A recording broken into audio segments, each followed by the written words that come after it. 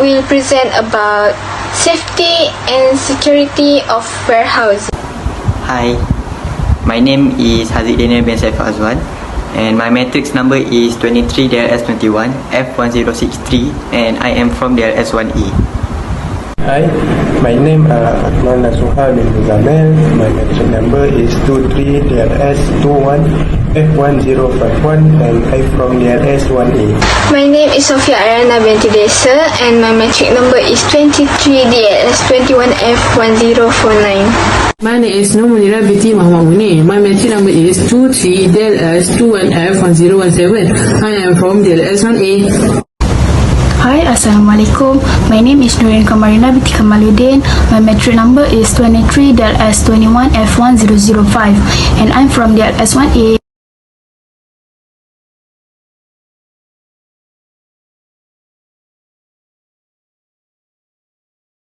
Safety and security in logistics.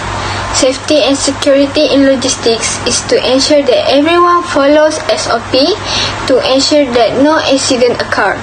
If an accident occurs, it will have an impact on cost and output. There are various measures that can help to mitigate the risk associated with supply chain and logistics, and they can help to lessen the risk or their impact. Material handling is also a key component of running and sustaining a successful supply chain network. Okay, why is safety and security issues is important things is in logistic management? So here the reason. All companies around the world rely on their warehouse to store valuable assets of their business, and security problems will often result in financial losses as well as low employer morale. That's why logistics company and storage facilities must have physical barriers and security barriers that protect against unauthorized access. Below, we have gathered some quick tips on important features in warehouse security system. What is safety measure in warehousing? Safety measure in warehousing should periodically be updated to ensure the facility and its content are safe and secure.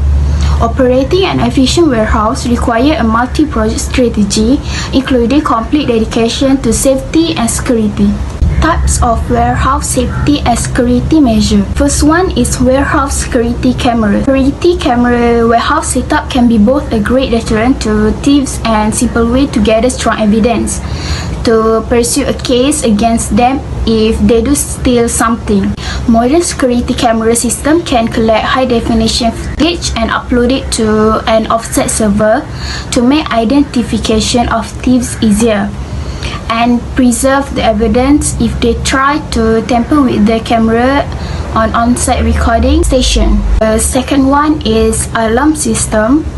Alarm system can be a crucial tool for deterring theft attempts, minimizing the amount of goods stolen by thieves, and summoning security or police in time to stop thieves from getting away. Knowing that there is an alarm keeps thieves on a tight time limit so they don't steal as much. Getting an alert from a silent alarm helps security and police arrive on the scene quickly so thieves can be detained before they make off with valuable product. One is security patrol. Does the warehouse have on-site security staff to help detectives?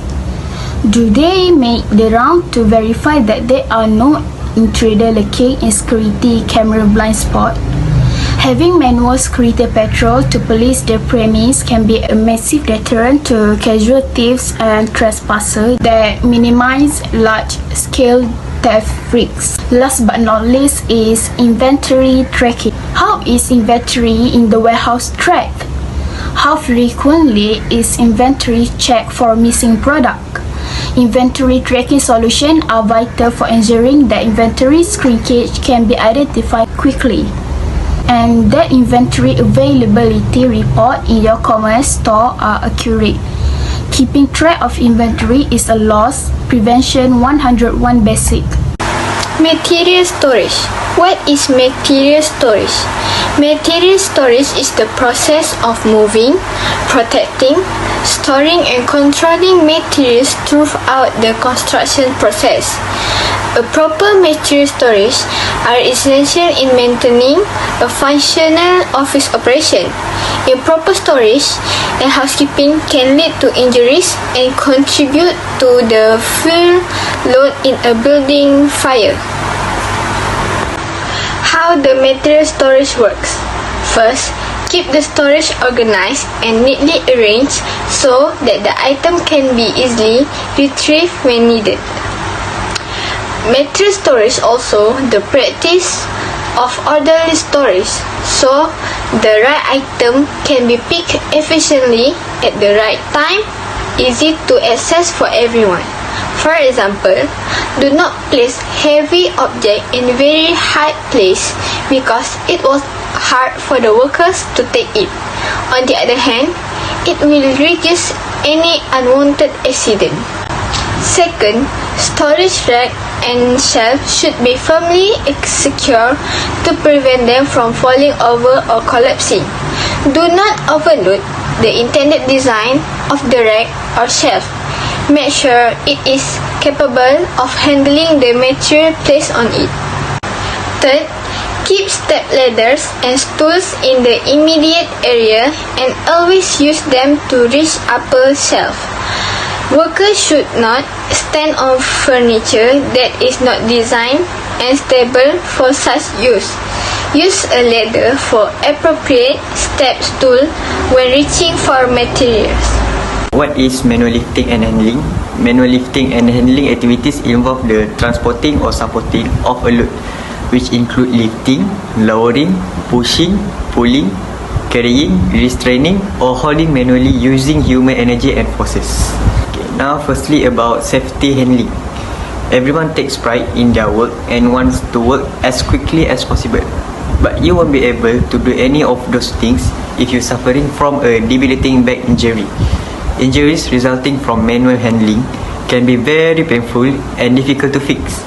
Therefore, it is very important to acquire the basic knowledge and skills necessary to work safely and efficiently when manual handling.